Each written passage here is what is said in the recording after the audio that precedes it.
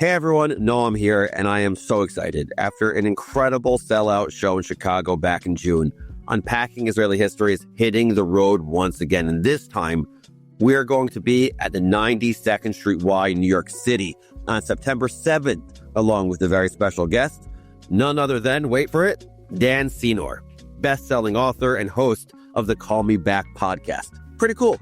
Our first show was off the charts, and this one promises to be just as epic. So if you're anywhere near New York City and you want to be like my parents and drive in from Maryland, grab your tickets right now at unpacked.bio/UIHNY25. That's unpacked.bio/UIHNY25. Oh, and if you use the coupon code in the show notes, you'll get a discount. Pretty good. And yes, LA friends, Southern California friends, West Coast friends, don't you worry. Your turn is coming soon, November 12th. Stay tuned. See you soon, New York. Hey everyone, welcome to Wandering Jews with Mijal and Noam. I'm Mijal. And I'm Noam. This podcast is our way of trying to understand the Jewish world. We don't have it all figured out, and we're going to try to figure some things out together. We really love hearing from you, so please do email us with questions or suggestions at wanderingjews@unpacked.media. So this week, we're continuing our month of re-releasing some of our team's favorite episodes of the show. We are doing this as we prepare to launch a new series on September 3rd, which is all some really exciting episodes about Judaism. This week's re-released episode is one of my top episodes personally. It was actually fairly recent, only a few months ago, but it's already one of our most popular episodes of all time. We spoke to our very good friend, Haviv Rettig Gur, but we didn't really ask him about Israel or geopolitics. Instead, we wanted to ask him about anti-Semitism. That's right. This was a conversation I was nervous for in advance, and actually said in the episode itself that, Mijal, you persuaded me to have this conversation with Haviv. You'll hear all about that in the episode, but I thought it was just so valuable and found myself thinking about it a lot after. And after speaking with listeners, even more so, but listening to after conversations with our listeners and friends, people really seemed to reach out after this one, and it got people thinking. Yeah, and I'll also just say it wasn't an episode about a particular event in terms of anti-Semitism, but I think it just brought moral clarity and frameworks to think about the topic in general. So please continue to reach out. Tell us what you think of this episode. If you have other ideas of things to explore around anti-Semitism or anything else, just be in touch at wanderingjews@unpacked.media. And with that, on to the show. Hey everyone, welcome to Wandering Jews with Mijal and Noam. I'm Noam. And I'm Mijal. And this podcast is our way of trying to unpack those really big questions being asked by Jewish people, by non-Jewish people, about the Jewish story, about the Jewish people, about the Jewish state, often about Judaism. We absolutely don't have it all figured out, but we try to learn together, to wonder together. As we say every week, we really enjoy hearing from you, so please send us questions, suggestions, feedback. Email us at wanderingjews@unpacked.media. That's wanderingjews@unpacked.media. So listen, today's conversation is with our close friend, with Haviv Rettig Gur, and our conversation today is going to be about anti-Semitism. Now, here's what I want to say about anti-Semitism to start. For one, I want to say that there is a major, major, major problem and challenge with anti-Semitism in the United States of America. I just recently read a statistic from AJC, from the American Jewish Committee, which says that roughly 3/4, 77% of American Jews said they feel less safe as a Jewish person in the United States because of the October 7th attacks, with 9 in 10 saying that anti-Semitism in the U.S. has increased since that fateful day. That is 90% of people feeling that way. And I got to say about all of this, I didn't want to speak about anti-Semitism, and I'll tell you why. I for lots of reasons. Let me list them. Number one, I fear it's being internalized into Jewish identity too much. The anti-Semitism is becoming part of Jewish identity. And so speaking about anti-Semitism bothers me. Number two, I fear non-Jewish people are relating to Judaism in terms of simply reducing it to anti-Semitism as opposed to appreciating Judaism, meaning when non-Jewish people think about Judaism, they're thinking about, oh, we need to reduce anti-Semitism. And that's how they're thinking about Jewish identity. And that bothers me as well. There's so much that Judaism has to offer. Number three, I don't like associating my identity with feeling scared or being a victim. I don't like that. I don't want to think that way. And when I think of the world of Zionism, in many ways, it was a retreat or a reaction against that to say we're not going to be a victim. So I don't like that we talk about it so much. Number 4, I'm annoyed that people bicker about what constitutes anti-Semitism. And that has almost replaced the conversation about anti-Semitism and how it's been experienced itself, meaning the conversation about what is anti-Semitism has replaced the conversation of anti-Semitism itself, of the experience of anti-Semitism. And I want to say one story as it relates to that, and then I'm going to get into conversation with Mijal and Haviv. Razy, my wife, and I were in Chicago recently. We had a remarkable event, Unpacking Israeli History live show with Michael Oren. Lots of people there, hundreds upon hundreds of people in the theater. We were walking around the city of Chicago, and Eyal, my son, was wearing a kippah publicly. And my wife and I were looking at each other. He was publicly in the city of Chicago, just strolling the streets wearing his kippah. And we asked ourselves, should we tell him to stop wearing the kippah publicly? Should he be nervous about wearing the kippah? He wasn't nervous. He was so unaware, so not self-conscious about wearing a kippah that I kind of loved that about him, this naivete. And we were debating as parents, what is our job? Should we tell him that there is anti-Semitism and therefore he should put it away? Or should we allow him to wear that kippah publicly? These are the things I'm thinking about as it relates to anti-Semitism. This is what I'm thinking about. But Mijal had said to me, we're going to be doing things a little bit differently. She said, we're not here to vent or to give marching orders. We're here to understand because so many people feel destabilized right now. And while we can't make that go away, we believe there are deeper ways of thinking that might help anchor us. So the goal here in this conversation with Mijal, with Haviv, is to explore, not to resolve. This is what we're going to be doing. I'm going to be the host. Mijal, Haviv, you're my dinner guest right now. And I want to ask the two of you to think with me about this. Is that cool? Awesome. Okay. Haviv, cool. No, I object. No, you sorry. object. Classic you. Always objecting. Jews, right? Israelis. Jews, Israelis can go either way. Mijal, let me start with you here. You were insistent we speak about this, first of all, with Haviv. Why? Yeah, and I had to do some convincing, Noam, like you just said. You did. Yeah, I mean, I think that in nearly every single conversation that I have, wherever I'm traveling, everybody just wants to talk about anti-Semitism because there is a very visceral fear, like you expressed, that we are all feeling. And even as we have this intense desire to kind of understand what's going on, I find that a lot of the discourse that happens publicly, especially on social media, is a sort of like outrage. It's a lot of anger that exists, but it's almost like it fits the fear and it's not constructive.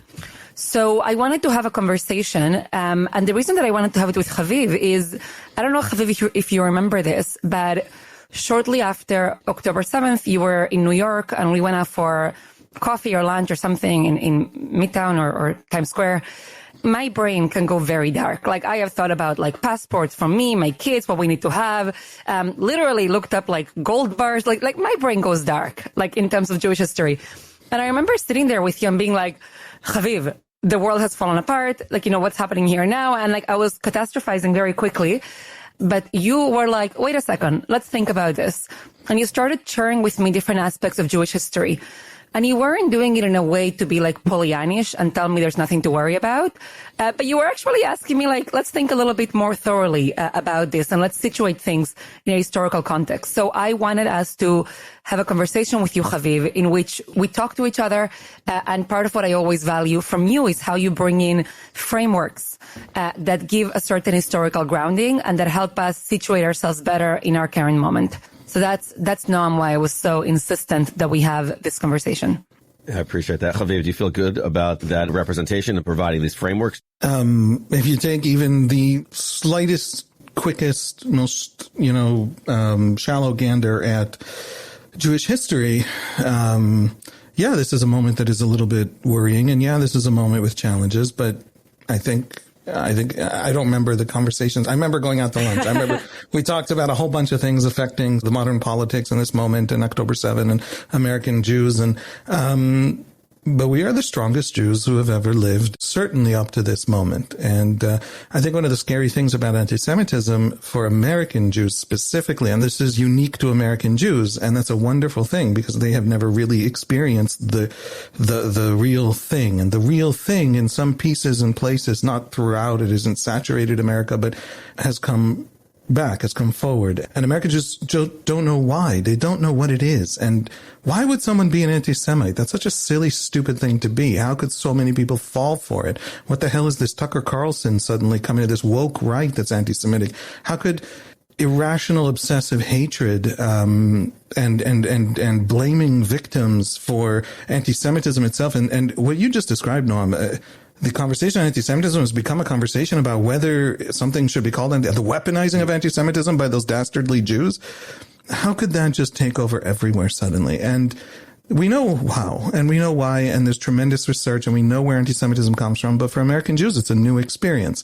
So there's a shock. That's a wonderful thing to say about America. I got to tell you, Haviv, and this reflects, Noam, to what you said at the beginning about Eyal and the kippah. I grew up in South America until I was 12 years old, and I have pretty strong memories of my time there. And I remember it was very obvious. I'm one of 7 children. I have 4 brothers. I grew up in an observant home. Everyone wears a kippah. Every man wears a kippah. My brothers and my dad, they had a uniform. Like they wore a kippah at home, and then they had their cap ready whenever we would leave the house. So there was something there that was like very obvious for us. My kindergarten I remember that we had to, again, it's like random weird memories from when I was very young, but there were attacks with swastikas and we had to evacuate it. My family lived in Argentina throughout the AMIA bombing. I remember growing up in, when I lived in Montevideo, moments in which people in cars would scream at us ugly things when walking to shul. And what I remember the most is that we weren't shocked by it. It was almost like the price of doing business. It's like, this is what it means to be a Jew. And we were, thank God, mostly safe. We had heavy security. But it was not surprising. And there's something to me, it's interesting, Haviv, what you're saying. I think that the American Jewish experience has been so fabulously exceptional that a lot of what we are sensing right now is just absolute surprise about things that Jews around the world have been pretty used to. So are you saying then it's basically, and use a better word than what I have right now, Mijal, but are you saying that the American Jewish experience is unique right now is because the American Jewish experience has been lulled into a sense of complacency, arrogance, exceptionalism? What's the right word? When you describe your experience, Mijal, it's not, I just described my son's experience and frankly, my experience growing up also in the United States of America. I didn't throw away my kippah when I was going outside. I did not. I know I'm wearing a hat right now. That's because I'm wearing an Unpacked hat. But I did not do that. I mean, when I travel, I wear a backwards hat because that's how I travel. Sorry. That's not the way I thought about things. So what is it? Has the American Jewish world been lulled into something? I don't want to, use the word like arrogance. I'm going to go somewhere else biblically for a second. But when you look at the scroll of Echa, which talks about the destruction of the temple. Lamentations. Lamentations, thank you. But some of the most tragic moments is when you describe somebody who was wealthy, who was secure, who was happy, who had children, who had everything. And then suddenly that gets taken away. And there's something there that is almost like descriptively, it feels more painful than if you had nothing and you continue to suffer. So I think that I am not going to say that there was an absolute illusion. I do think that America in many ways has been exceptional and has broken the patterns of Jewish history or what we expected from Jewish history. So now there is this element, and Haviv, you can agree or disagree with that, but now there is this element of I think it's a lot of confusion and shock. And I'll say one more thing here that I've been thinking about. I was speaking with a friend of mine, a former colleague, Dr. Ilana Steinhain, and she shared with me some really interesting philosophical papers that speak about how much individuals cannot stand uncertainty. Right? To the extent that there has been suggestions that human beings are more likely to assume the worst and to almost like insist that they know things are the worst they can be, to catastrophize over uncertainty, because being in this place of not knowing just feels so destabilizing. So I think there's like this right now, I think the American Jewish experience is characterized by a tremendous amount of uncertainty and of trying to figure out where are we right now? Is this, again, the binaries that are being used, which I don't love, is this the end of a golden era? Is it the beginning of one? Are we still in one? This and that. Haviv, do you agree with Mijal's take on that? Do you think that the American community has been lulled into something, or from an Israeli's perspective, how do you see it? No, I don't think it's been lulled at all. I think it was absolutely correct. America has been totally safe. And Jews have walked around looking however weird way they wanted to look in absolutely almost any community in America, and lived their lives and had their, and there was always some kind of low level, some people anti-Semitic in some ways, sometimes imported from abroad. But it was so marginal, and all of society was so deeply rejecting of it. That, to be an anti-Semite was to be anti-American. It was to be a weirdo. It was to be a social outcast, and Americans never had a need. There was never this kind of destabilization in society, felt throughout society, that was causing great ruptures and great rebellions. And those are the times, those are the places that restore what a professor of mine, Manuela Consoni at Hebrew University, who I'm going to get this wrong. I apologize, Manuela. I was in her classes 15 years ago, so I don't know if she'll remember me, but she runs the Vidal Sassoon Center for the Study of Antisemitism, I think, at Hebrew University. That's I think, what it's called. She talks about a mythological machine where you have symbols about Jews. They're greedy, they're powerful.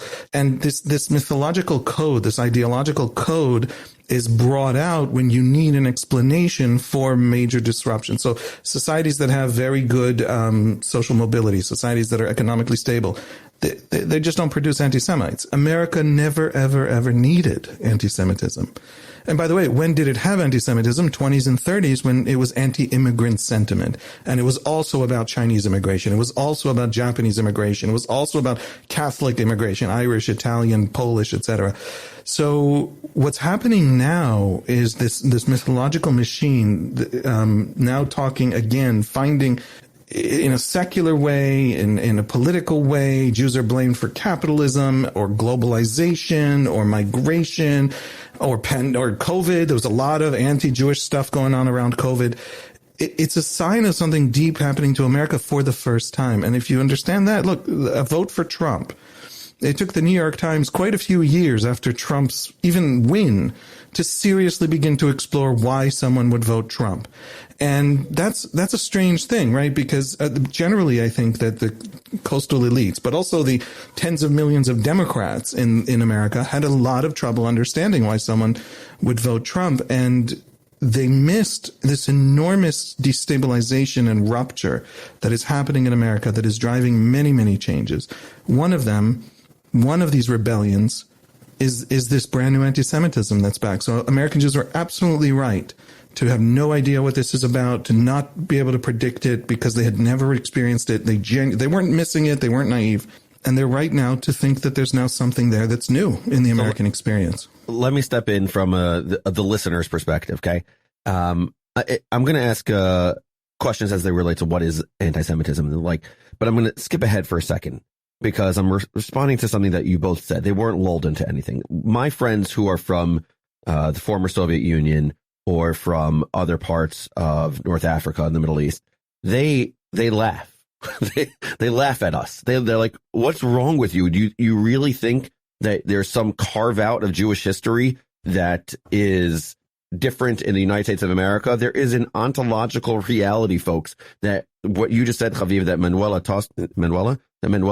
is that their name here, Professor, taught you, that there are reasons why these sorts of things happen throughout Jewish history.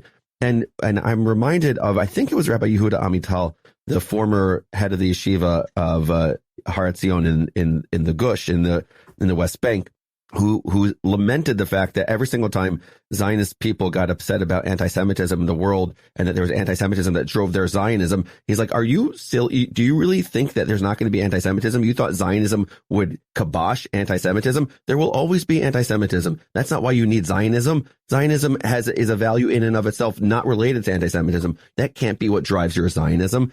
So I'm wondering how the two of you think about that point. Like you said, Americans haven't been lulled into it, but if the rest of world history, when you look at Addis Ababa and you look at Kyiv and you look at, all other places throughout the world, what, like, yeah, come on. Like, have you two not experienced friends who have said to you, Americans have been so naive?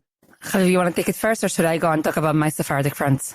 Yeah, I mean, I'm Israeli. I mean, everyone I know thinks Americans are naive. That's what I'm saying. But I think they're wrong. I don't think Americans are naive. Okay. I think Americans are facing something genuinely new in their experience. And the Jews for whom this isn't new don't understand that everything American Jews have experienced in a century goes against what's happening now. So it's too easy to dismiss American Jewish surprise as naivete. It's not naivete.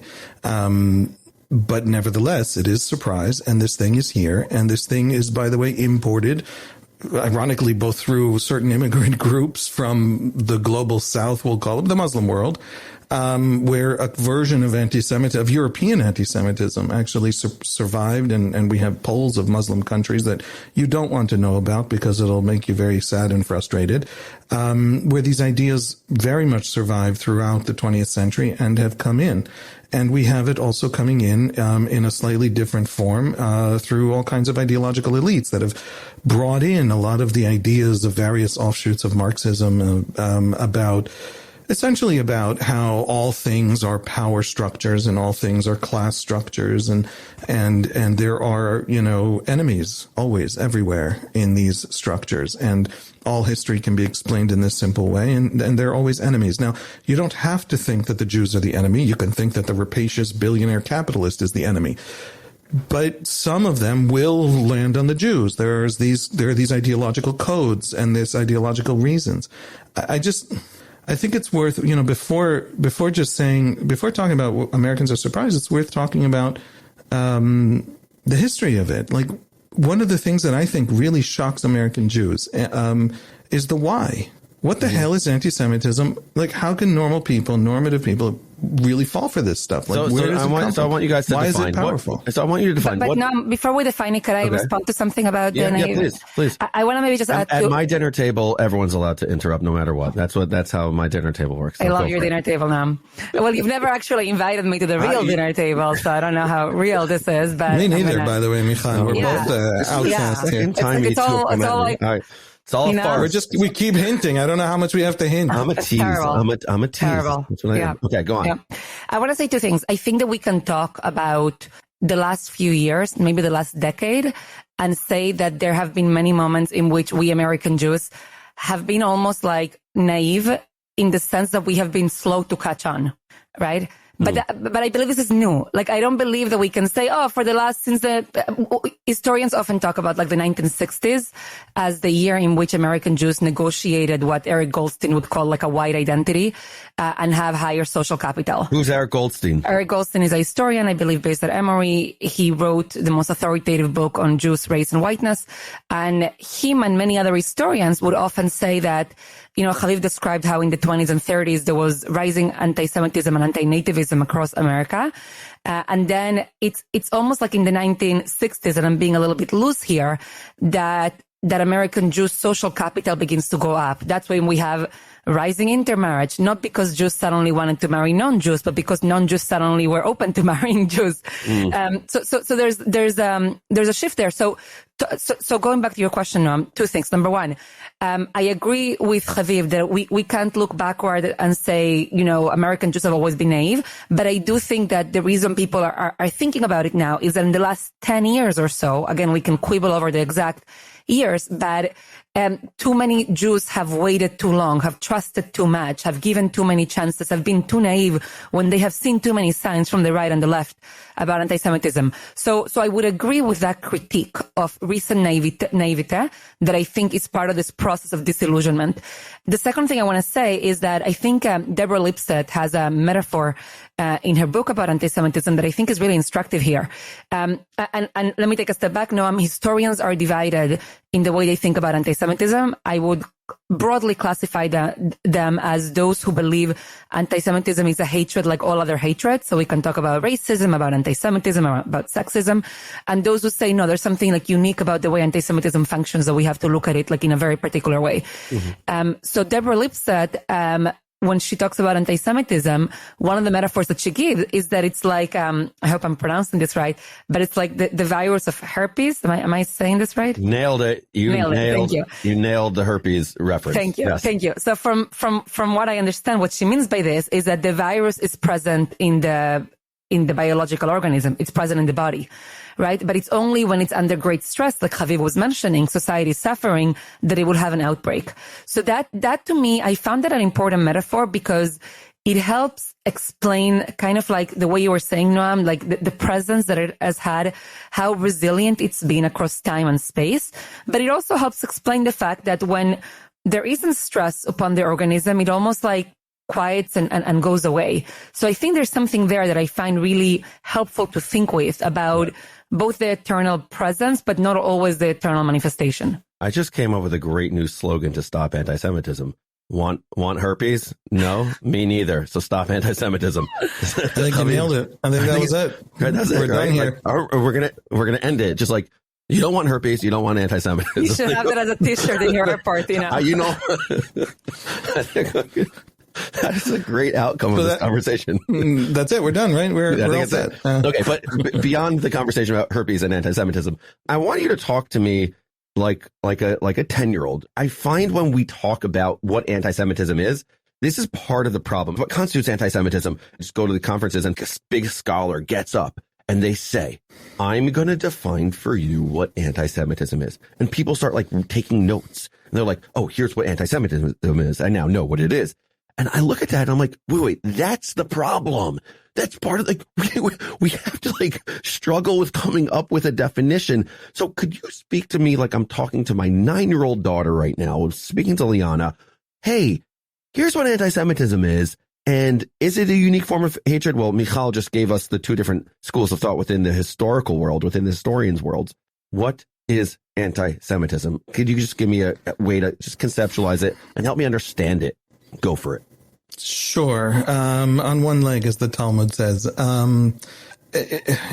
So even what Mijal quoted from Deborah Lipstadt, it has this suggestion that there's something essentialist, that it's built into Western society or Eastern, so say Islam or Christianity, or that it will never not go away. It's part of the curse of the Jews in exile. It's the Jews talk about it this way, and I think they should be allowed to talk about it that way because it certainly feels that way. But we actually know what anti-Semitism is, and we know a tremendous amount about it. And there's something different between anti-Semitism and other hatreds. And it sometimes operates the same, but it sometimes has these unique features that are unique to anti-Semitism. It begins in a very particular place and a particular time, and all anti-Semitism since then is part of this same lineage. And that beginning really is basically religious, and it is Christianity. There was some anti-Jewishness in the Roman Empire. There was some yuck Jews among the Egyptians in the ancient world, but it really begins as a system of thought in Christianity. And the reason is, in early Christianity is very obvious. The Messiah came, the Son of God, to fulfill the Jews' own narrative of redemption, own story of redemption. And guess what? The Jews did not accept it. And that's a huge hole, gaping hole at the heart of early Christianity that Christians were constantly worried about and thinking about. And when you read, for example, St. Augustine, who is famously this brilliant, fascinating philosopher from Carthage, what is today basically Tunisia, who writes all about love and all about universal love. And then suddenly he gets to the Jews and he says, we must oppress them for all time as a sign to my people, to Christians. They rejected Christ and they're going into exile, and they have to suffer in that exile until the coming of Christ or their own acceptance of Christ. And so deep, now, St. Augustine, you don't get more fundamental, foundational, infrastructure kind of Christianity than St. Augustine. And these ideas remain, and they constantly come back. And you see it in the Crusades. When Crusaders are headed to the Holy Land, everybody knows about the kingdoms in the Holy Land. Everybody knows about the Christian-Muslim wars and Saladin and all of that. But on the way to the Holy Land, the Crusaders again and again and again massacre the Jews they find there. And the very first crusade, the People's Crusade, which is actually crusade number 0, because they only officially count crusades from the following year when the first crusade went out, but there were tens of thousands. 1096? I think it was 1096, right after the call by the Pope. I think, but look it up. I don't remember exactly, but yes. But that first crusade was basically a bunch of peasants, and they make it, I think, 20 miles into Muslim territory where a Seljuk cavalry army just destroys them, wipes them out. So they're not a very successful crusade. They're a bunch of peasants. But on their way down the Rhine to the Holy Land, they massacre probably a third of all the Jews on the cities of the Rhine. Mm-hmm. And as they're massacring them, they say out loud, and we have diaries and we have memoirs from this, and they say out loud, "You rejected Christ and I have to kill you." So this is an anti-Semitism that is deeply embedded in Christianity. In the Quran, you have a not dissimilar process. Early Muhammad has this relationship with Jews where he's essentially trying to get them to join him, and institutes all kinds of customs and rituals that are very well known. They're part of Islam today, that are modeled off of, now, if they officially inside Islam, these are, of course, part of the revelation of God and what you're supposed to do. And the Jewish version is a fake version that Islam is not favorable to Jews. It thinks Jews basically got a revelation but then lied about it. By the way, all monotheistic religions have to think all the other ones are basically lies, otherwise they're wrong, right? But early Muhammad tries to bring the Jews on board. Later Muhammad, at least based on the hadiths that we have and the stories about him that come after him, is viciously anti-Jewish, viciously wants to murder the Jews and destroy the Jews, and the end times come when the Jews are killed, or in the end times the Jews will be killed by the great faithful. And so you have in the Quran these texts that are very kind of pro, a Jewish minority, pro people you can't convert by force in Islam in the Quran, but also murder all the Jews, and at the end of days, the Jews will all be killed by all the believers. And both of these things exist. Now, it's the same fundamental process of, we took these fundamental ideas from the Jews, monotheism, let's say, and the Jews didn't convert. So their existence is a standing rebuke, early Muslims felt, to the truth of our revelation. Long story short, in the 19th, 20th centuries, this religious anti-Semitism with deep religious roots basically becomes ideological and racial. In other words, Karl Marx secularizes, but this foundational concept, I'm sorry this is going on so long. I'll finish up. Noam's 9-year-old Liana might get lost. Sorry, maybe your kids can. My 11-year-old can handle that. I don't know. I don't know if he would want to handle this. But it starts by people who say the Jews should take our religion instead of their own, and if they don't, then they are critiquing and undermining our religion, because their religion flows from the Jewish religion, and that's the heart of it. That's the beginning of it. And these ideas secularize in the 19th century. And so Marx hates Jews because he has this class sense that all history is class war. All history is about capital and the control of capital. And there is a group, what Thomas Sowell called mediator minorities, that is essentially all capital. I mean, the Jews were a minority that by the laws of the ghetto, by the laws that would be overturned in emancipation, can only live in certain places, can only work in certain professions. And so they become money changers, and they become people who move things around, stuff that Christians don't want to be or can't be easily. And they have relationships with each other in different places in Europe across national boundaries. And so they're interlopers everywhere, and they don't live and are part of the local place everywhere. Jews lived for centuries and centuries in the Russian Empire, and the Russian Empire never saw them as Russians. Ditto Poland, ditto Germany, ditto right everywhere, France. And so you have this racialization. Everything secularizes, but the basic idea of the Jews, when universalist progressivism comes in, whether it's communist or sort of modern Western progressivism, the Jews are not universalist. The Jews are anti-homogenization. The Jews want to stay Jews. And that's a critique of universalism. Mm-hmm. And so that's friction. And the nationalists rise up in the 19th century and in the early 20th century with the fall of the great empires, the multi-ethnic empires, the Russian Empire, the, Austro-Hungarian Empire, the Ottoman Empire. These new nationalisms come up. Well, the Jews are not any of the specific nation. They might have been there longer than that nation is identified as a nation, but nevertheless, they are outsiders, strangers in this land. And so the Jews are always something else. They fall between the cracks of the universalist nationalist argument in the 19th and 20th centuries. And then we get to today. And over the course of the 20th century, you have all these totalitarian regimes. Professor Ruth Weiss talks about this a lot. For example, the Jews are this minority that you can deflect problems onto, and they're too weak to fight back. So why the hell not? There's no cost to it. So you have Arab dictators in the 1950s, right? They're newly decolonized, and the Arab states could have massively developed, just like in East Asia. Many states decolonized and massively developed. But they needed a deflection from their own failures and their own weaknesses, and there were these Jews. And so they just they organized Arab politics around the destruction of Israel, around the talking about that when the Egyptian state radio talked about the destruction of Israel in the 50s, they talked about Jews. They did not talk about Zionists or the state itself or everybody having citizenship everywhere, universalism. Anyway, I'll just finish. This stuff has now made it into progressive universalist, higher sort of elite academia in the United States.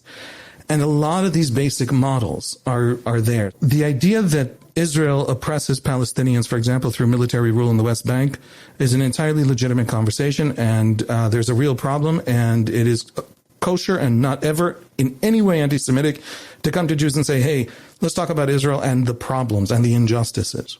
The idea, which is always attached to it in elite academic discourse, that the entirety of the Middle East would magically fix itself if only the Jews stopped being evil, is classic anti-Semitism. The early Christian idea is that the Jews, by rejecting Christ, stand in the way of the redemption of the world. And Marx looks at Jews and says, these are the globalist, capitalists who stand in the way of the dictatorship of the proletariat and the universalism that will result after it, and therefore stand in the way of the redemption of the world. Hitler looked at the Jews and said, these are the conspiracies, whether from right or left, that stand in the way of the redemption of the world. And now there's this conversation about Zionism, where when you go to the Columbia campus and you see a t-shirt that says, everything is Palestine, police violence in St. Louis is Palestine, climate injustice or whatever, inequality in income, all is Palestine. Ultimately, all things are intersectional with all other things. So focus on Palestine. What they mean is Zionism, and what they mean by Zionism, and they might not even know they mean it because they don't know any of this history, is Jews. The Jews, once again, stand in the way of the history of the world. So the idea, and this is foundational, and you heard it in the State Department for 50 years, the Arabs cannot develop, and the Arabs cannot move forward, and the Arabs cannot become competent states because there's this irritant of Palestine just stuck in Arab discourse and Arab psychology. Bullshit. The irritant is the idea that the Jews stand in the way of the redemption of the world. So anti-Semitism is this one thing. Incidentally, if you have a Jewish neighbor who is terrible and you dislike him, and from disliking him you say, because I don't know what, he stole your cow, I'm imagining a Talmudic thing. I don't know if anyone has a cow today in America's suburbs, but you say, all those Jews are greedy. That's not anti-Semitism. That's just this banal prejudice that you could have against any neighbor, against the Irish, against the Italians, against your black neighbor. That is not the unique thing of anti-Semitism. If you come to the conclusion that the Jew somehow keeps you down and stands in the way of the redemption of the world, mazel tov, now you're an anti-Semite. That was a sweeping history of anti-Semitism. Mijal, I want to know, do you want to add anything to that? Or, yeah? Maybe I'll just add two things. Well, first of all, for your question, Noam, I do think I want to acknowledge that it's a very complicated question for parents about how to speak about this to our kids. I've had to figure out how to speak with my 8-year-old about this and how much to share with him. I've gone in different directions. Sometimes I've spoken about envy, right? When you have a small group that does certain things, because that makes a lot of sense to him. And sometimes I've made it sound illogical. And yeah, I'm just naming that my mind went into that. Maybe the other thing I would add, it's interesting, Haviv. So you just made a distinction between what you're calling just like good old prejudice against the other, and, the unique aspect of anti-Semitism that is conspiratorial, in which Jews stand in the way of redemption. I would add here just an additional layer to what you said, and it aligns in some ways and not others. I think that we can also divide anti-Semitism between those who hate Jews, quad Jews. You know what I mean? Like, it's like you're Jewish, doesn't really matter what you say or do. And those who hate like Judaism. Which means, I'm just naming this because partially it explains the phenomenon of anti-Zionist Jews, in my opinion, which means for some people, Jews can be redeemed if they go against Judaism, right? So if for those folks in Colombia, Javier, with those t-shirts, I'm assuming if you join them and you say Israel is evil, then they would kind of say, okay, now you've been redeemed. You're one of the good, you've converted, right? And for others, it doesn't matter. It's just like a Jew is a Jew is a Jew. Doesn't matter what you say. Some have compared this to like the Purim model, the Hanukkah model. And I think part of what's complicated about this moment is that we are seeing the rise. What are those models? Sorry. Thank you for stopping me. Yeah. Purim model, you can say Haman didn't care what any Jew thought or said. There was no escape. It's kind of like the racial model in which the Nazis did not care. Right. What you said, what you thought. If you have Jewish ancestry, you will be, liable for that. The Hanukkah model, and I would argue here a lot of Christian anti-Semitism has been this way, is a model in which, if Jews became Hellenized, right, they were able to escape persecution. It was about forcing Jews to give up what I would argue is Judaism. Again, that can be debatable by historians, but and for many Jews across history with Christianity, with some exceptions, like in Spain with the Pureza de Sangre laws, like laws around racial purity, blood purity. But most often, if Jews converted to Christianity, they got a get out of jail free card. So they were able to escape anti-Semitism by rejecting Judaism. So to me, that's also like a really important distinction that helps us understand the pressures we're facing. And I would argue that part of what's complicated about this moment in America is that we are seeing a resurgence of both simultaneously. And we are seeing a resurgence of both in both sides of the aisle simultaneously. And that's partially what is confusing about this moment, which is why we're bickering. Yeah. And last thing I'll say is the bickering gives me a little bit of hope. Like, as long as we are bickering this intensely, things have not gotten so bad. If we can sit around and write papers and like argue, it means that as Haviv say, we're still the strongest Jews in history, and that we can still think about taking this on. So I want to jump off of that point. Here's what I heard so far. I heard your descriptions of anti-Semitism, and I thought it was really interesting that here's who you described in the conversation of anti-Semitism. You described the extreme right, the Tucker Carlsons of the world. You described the universalists and the extreme left, and what's taking over aspects of academia. You've spoken about the Muslim anti-Semitism that has been totally ingrained from the very beginning. You spoke about Christian anti-Semitism. You spoke about Marxist type of anti-Semitism, national anti-Semitism, all different types of anti-Semitism, meaning every single, it's not, there's nothing political here. You're talking about the anti-Semitism that exists universally, pervasively. You also said something interesting, Haviv. You said, like, it's okay, by the way, to be upset about the policies that Israeli government and the Israeli army has with Palestinians in the West Bank. That's not being anti-Semitic. That's here's how you framed everything so far. I want you now to help me, as a guy who just, gave you some awesome appetizers and now is bringing out the main dish. I want you to help me understand why this moment is a moment that the Jewish people can be confident. I want to know, is there precedent in Jewish history that could allow us to think that, there is a good way to respond to all of this? Like, what do you think about that? Is there a precedent in Jewish history, and are you confident we could take this moment on? Every single part of this moment has happened before.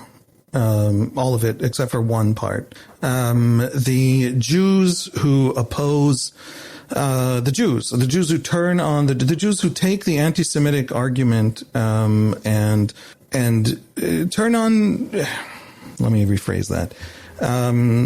In 1144, in a town called Norwich, in Britain, a young boy was found dead, and nobody quite knew. Authorities didn't know who had killed him, and a priest, a Catholic priest who was born a Jew and converted to Christianity, named Theobald of Cambridge, came forward and said, "I was born a Jew.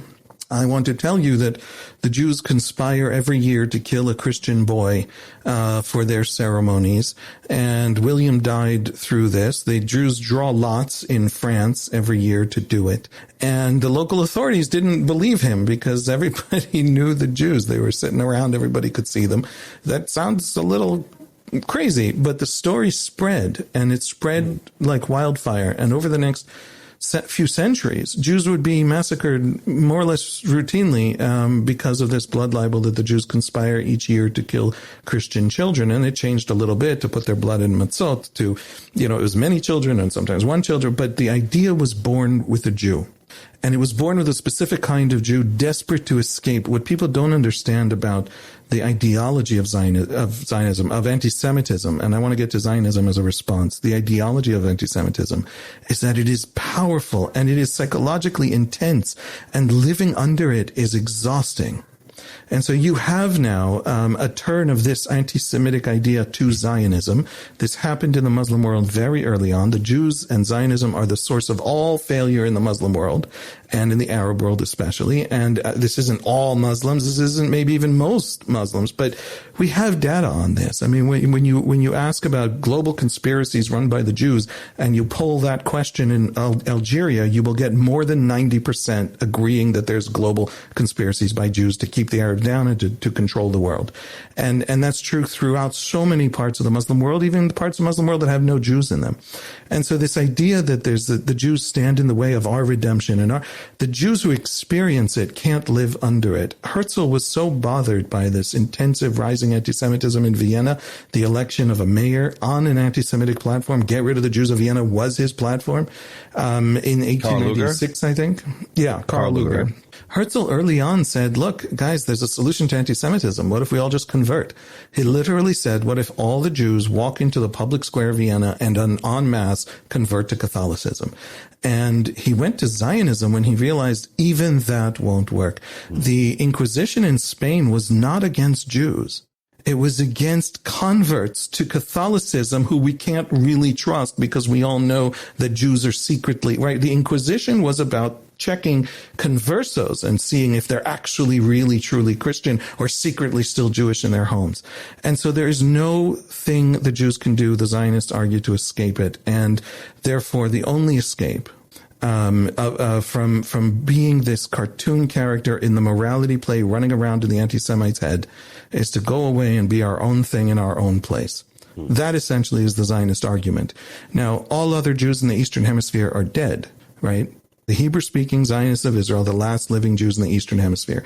The only place in the world where Jews did not either leave en masse or die en masse is the English-speaking world. And so when I say things like the Jews of America were right, they were right that they were safe. And nobody knows why. There's no Zionist theory that explains why America didn't turn on its Jews or Canada didn't turn on its Jews when everyone else on earth remembered to turn on their Jews. Only the English speakers forgot. So there's an extraordinary and strange history in America, in the English-speaking world generally. And there's the Zionists. And those are the only two Jews who survived the 20th century. And so, looking forward, I think that when the discourse about Zionism now and the fact that this is all back, our societies are being destabilized. All of them are being destabilized by social media algorithms, by by cable news 40 years ago. I mean, that was driving in the United States and in Britain and everywhere else, polarization.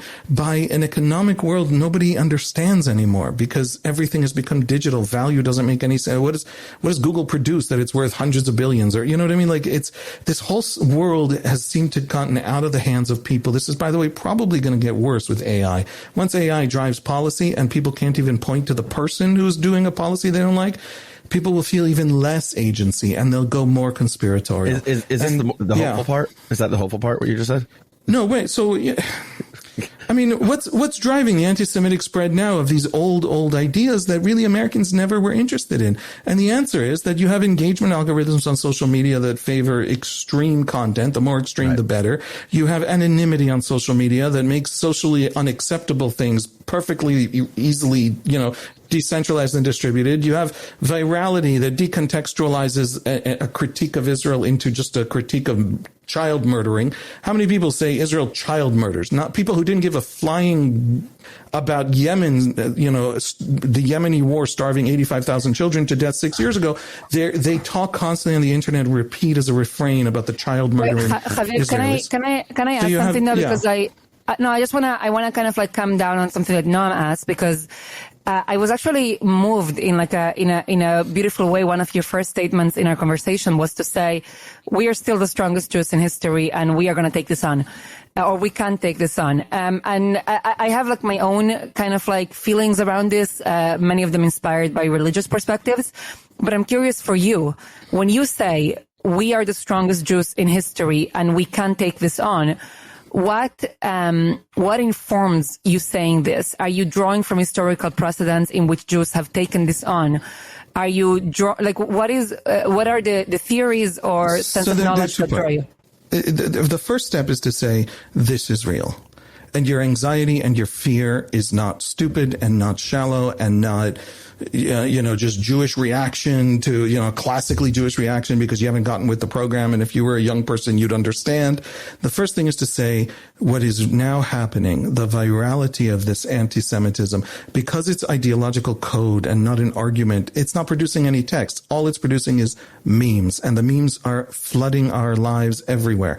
And if you're a young person right now on TikTok, you're constantly facing the taunts, the quips, the pictures, all this viral stuff, and it's about Jews and it's about Zionism, and it always tilts into Jews. The part of the anger is at Jewish strengths. In other words, the place where anti-Zionism and anti-Semitism intersect is in the idea that Jews don't get to claim victimhood, even if they're hated, right? There's this idea that progressives advanced that what do you do if you're a progressive who thinks about, the Black Lives Matter movement, and you discover that it isn't just white people or Asian people or Latino people who sometimes are racist. Also, black people can sometimes be racist. And they developed an ideological answer. And the ideological answer is that racism is prejudice plus power.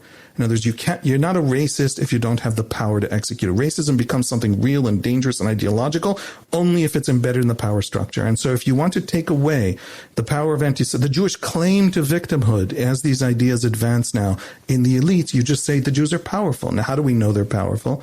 Zionism. How do we know they're powerful? So that's number one, to admit this is happening. So anti-Semitism always claims massive Jewish power, but there's a difference. And here's the difference. Now there's massive Jewish power. Yep. In other words, if they come for us, they want to say the problem with anti-Semitism isn't that it's going to hurt Jews. The problem with anti-Semitism is that it is both a signal and a driver of massive decline and collapse in your society. What academia has allowed to fester, and everywhere where you find these ideas, you also find a total monoculture. All the professors all agree with each other because this is a moral religion rather than an academic setting with discussions. For example, you have anti-Zionist Jews like Professor Shaul Magid, who was just hired by Harvard Divinity School to be an anti-Zionist Jewish scholar at Harvard Divinity School. Are we going there? Let's go there. Harvard Divinity School is a monoculture. You can only think one way and then be at Harvard Divinity School. And is Shaul Magid, is she an anti-Zionist or non-Zionist? I've worked with Shaul for many years when I was at Hartman. I don't believe he would describe himself as an anti-Zionist. And in his latest book, The Necessity of Exile, he does what I think are, there's some what I'm going to call intellectual gymnastics there, in which he's against the way that Zionism has been kind of what he argues, co-opted into Judaism. But he distinguishes between Zionism and pro-Israelism. I believe that the functional kind of consequence is that he, it's complicated, describing from the outside, but I wouldn't call him a Zionist. And I would say that there's a lot of anti-Zionists that use his research and his work for their aims. What Harvard Divinity School wants from him, is to have a scholarly Jew with serious scholarship who comes down anti-Zionist. And he's a serious scholar, we should say that. That's what they want from him. That is his role. And that's a signal of a monoculture, because Rabbi Wolpe left and kind of had to leave. And so the exchange of a Wolpe for a Magid is basically the story of how you police this kind of ideological monoculture in the American elites. The point is, this stuff is exactly what it's always been. But there's a difference, which is that Jews can shrug it off. Jews can look at it and say, screw you. And Jews can actually stand up and say, there are no more bad endings. So if you guys want to decline in this way, if you guys want to go insane in this way, feel free to. We no longer have to worry about it. When Vienna organized itself around anti-Semitism in the 1890s, Vienna began a slow decline into Nazism. If that happens today, the Jews no longer have to be terrified because they have somewhere to go. So your answer is that Zionism is a great antidote to anti-Semitism. That's actually what you're saying, and you're taking this. I mean, you might not be taking this idea directly from Walter Russell Mead, but Walter Russell Mead, also a great historian writer, makes the argument that the number one problem of anti-Semitism is it leads to the decline and the corrosion of your own society, and that's why it's an incredibly dangerous thing for society. But Mijal, I want you to just share with me just a last thought. You just wrote a really compelling piece in the Free Press, and I want to know if there's anything in that article that relates to our conversation that you want to share or help us just wrap this conversation up with. Yeah, I wrote about the work of a scholar called Simon Ravidovich. One of the essays that he wrote have kind of been obsessed with for the last decade. He was a philosopher, historian. He grew up in Poland and Germany, and then got to go to England in the 1930s. And from there, watching the Holocaust, watching his, in-laws being murdered. And he wrote this magnificent essay that was probably a lecture beforehand, in which he speaks about the freedom to be different. And, it's awesome. Read the whole thing. We'll put the link to my own article in the show notes. But maybe just for this conversation, I'll tease out a couple of things. For him, the explanation for anti-Semitism is really hatred or fear or intolerance of difference. That whenever there is a people or a group that is different, they're going to be kind of hated by others. He also writes about the illusion that many Jews have had that you can escape anti-Semitism by putting away your difference. The other thing that he writes, which I find very powerful, is he's almost demanding a certain Jewish. He doesn't say the words Jewish pride, but basically saying own your difference. Don't be afraid of it, even if they're murdering you. It's worthwhile. It's what makes you you. It's fabulous. And in addition to what you're saying, Haviv, you just spoke about, I think what you articulated is Jewish power as a response to anti-Semitism, or at least, holding on to Jewish power, and not needing to be liked as long as we can have power to protect ourselves. Ravidovich adds to this a sense of Jewish mission, of actually knowing who we are, and knowing that we stand for something that the world really, really needs, which to me is almost like the religious response to anti-Semitism. Going back, Noam, to your question about what am I telling my 8-year-old, in your case 9-year-old, in Chaviv's case 11-year-old. But a lot of the response that I have seen in many places is that we have to confront this on the one hand through power and policy, and on the other hand through doubling down and telling our children that what they have is magnificent and is precious and has survived thousands and thousands of years across the globe. And it gives us an amazing, amazing life, and not to let kind of the rise in anti-Semitism take away from that amazing legacy that we have. So that's something that I'm holding on to right now. I'll say just one more thing. The question that I think is up in the air for many people, and Haviv, it's something that neither you nor I kind of like touched on, but a big question that exists like in the social media policy world, like in the fighting against anti-Semitism world, is there any strategy that can change hearts and minds, right? Because when we speak about power, we're speaking about like policy, safety, resources, security, right? A way to kind of like fight back. When we speak about religious responses, we're talking about identity and pride.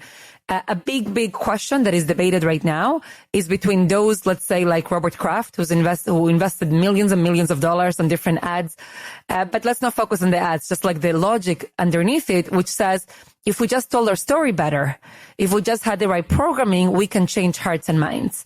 And between those who say, no, we're not changing hearts and minds, the virus is spreading, and the only thing we can do is strengthen ourselves and strengthen our way to protect ourselves from that virus. Yep.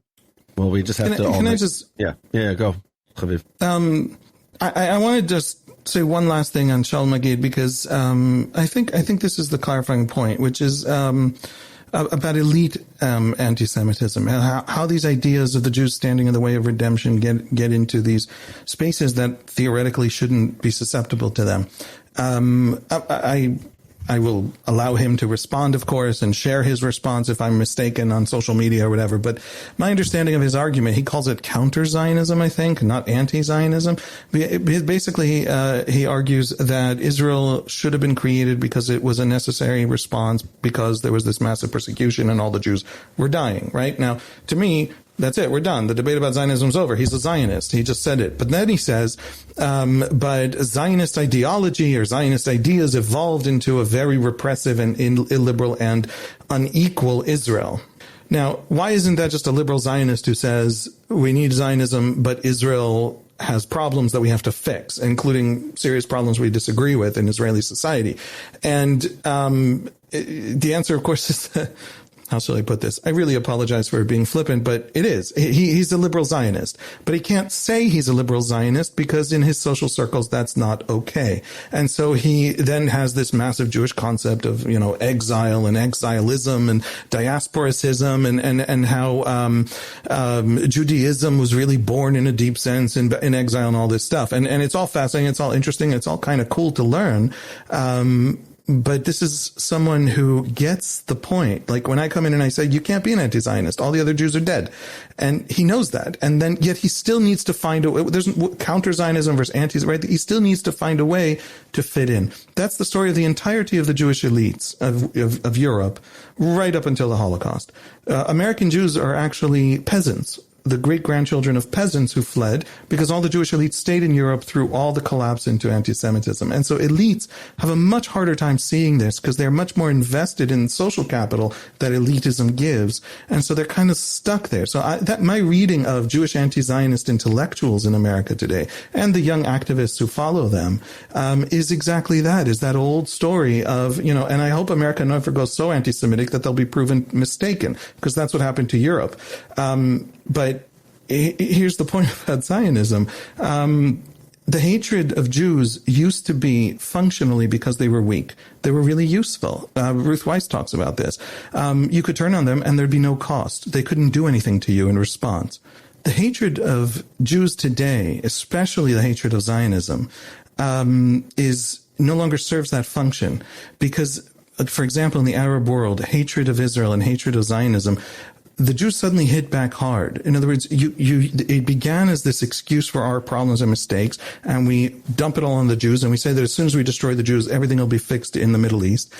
But encountering the Jewish army in the desert and losing to it in the great tank battles of the 50s and 60s, instead of covering over our internal weaknesses, rendered them in much greater relief. The Jews' power actually ruined the usefulness of the anti-Semitism. So now we're locked into this anti-Semitic thing, but also can't look away from it. And so there's a rage now and an overwhelming sense of the need to actually show that we're not as weak as we are by actually destroying the Jews, that kept the Arab political world locked into this anti-Israelism, deeply destructive anti-Israelism for generations. And progressive now in a completely different way, but a way that rhymes a little bit. They want a universalism that the Jews betray. And so as long as Jews remain coherent, as long as they remain unified, as long as they remain a kind of other that doesn't plug into the universalist and power matrices and all these ideologies that the progressive left has,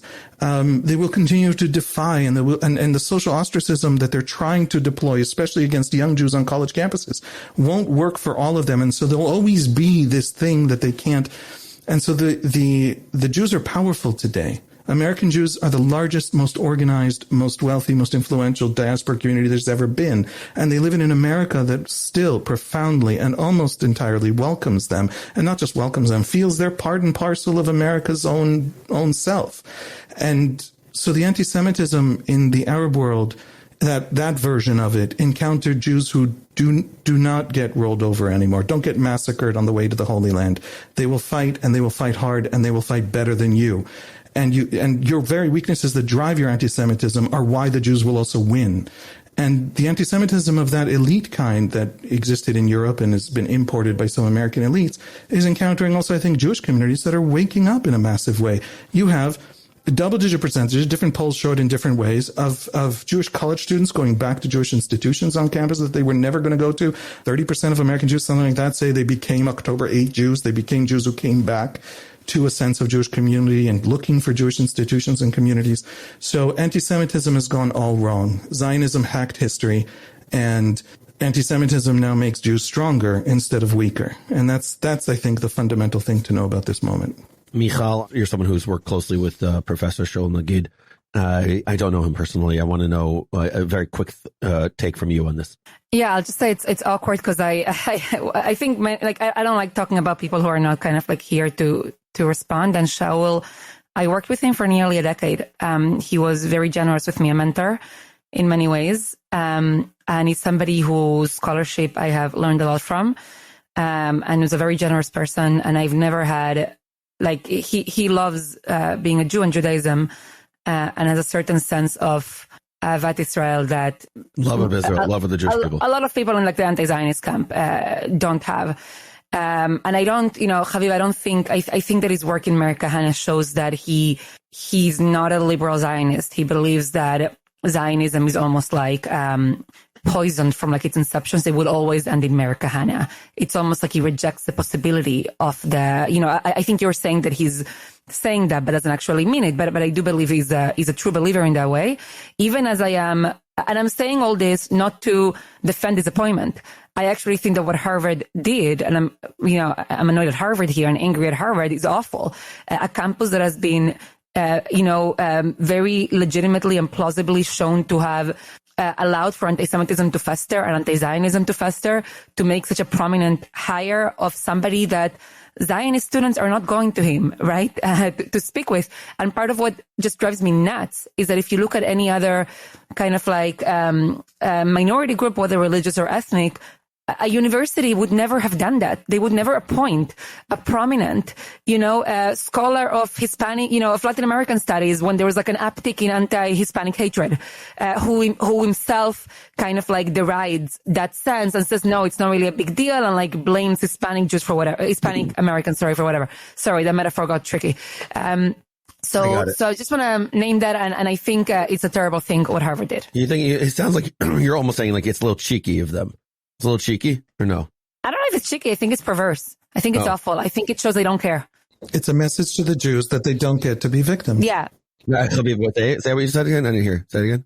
What I'm hearing, but also my own feelings, so maybe I hope I'm not projecting, Mijal, onto you, what you're saying, but it's a message to Jews that they don't get to be victims, because in the power architecture of the progressive worldview, they don't get to be victims. They're white, or whatever other word they use to describe people who don't get to. It's either that ideologically, Haviv, or it's a practical political message of saying we have money from Qatar. You know what I mean? We are going to almost place our bet on a different power source. And we are going to take this, we're going to strengthen our prestige and power by joining an anti-Trump coalition, right? And fighting the president. And this is part of that. We don't care about this. We are going in this one direction. So it's doubling down. So there you have it. this is my conversation, my dinner table conversation with Haviv and Mijal. We have such chill dinner tables. It's so awesome. It's so awesome. But we have great food. We always have great food. We have great appetizers, great main course, and we'll do dessert another time, folks. Dessert will be a different sort of conversation. But for now, we're going to leave this conversation where it is. Such an intense, very real, authentic conversation that we just had about the history, the philosophy, the future of anti-Semitism, some major things that we just spoke about. So freaking awesome having this conversation. It was a heavy one, but my Lord, was it important. Also, just want to give another shout out to Haviv and to Haviv's podcast, Ask Haviv Anything. So subscribe, like, follow both our podcasts, offer reviews, and be in touch. Yeah, we love that. So thanks so much. See you next week. Wandering Jews with Mijal and Noam is a production of Unpacked, a division of OpenDor Media. Subscribe to Wandering Jews wherever you're listening to this pod and follow Unpacked at all the social media places. You can find us on social at Wandering Jews. You can email us at wanderingjews@unpacked.media. Write to us. Tell us what you liked about this, what you disagreed with, and what future question you want us to consider. This episode was hosted by me, Mijal Bitton. And me, Noam Weissman. Hona Dodge is our researcher, Rob Pera is our audio editor. And we are produced by Michael Weber.